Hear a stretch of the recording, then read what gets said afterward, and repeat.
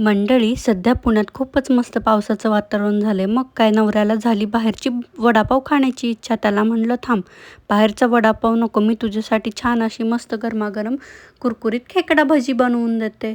चला तर सखींनो, रेसिपीकडे वळूया. 4 कांदे उभे बारीक कट करून घेतले आणि त्याला 1 चमचा मीठ चोळून 10 मिनिटासाठी साईडला रेस्ट करायला ठेवून दिलं.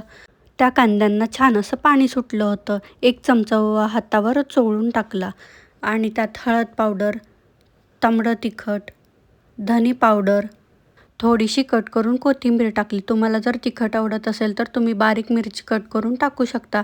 1 थेंबही पाण्याचा न वापर करता आपण ही भजी बनवणार आहेत.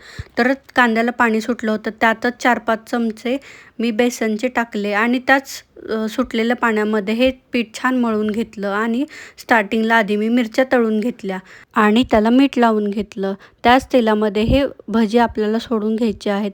आलटीपलटी करून छान अशी क्रिस्पी होईपर्यंत भाजून घ्यायची आहेत. तयार आहे मंडळी आपली भजी, या खायला तुम्ही पण. जाता जाता एक शायरी बोलायला आवडेल. बाहेर पाऊस कोसळतोय धुंद, हवेत पसरलाय मातीचा सुगंध.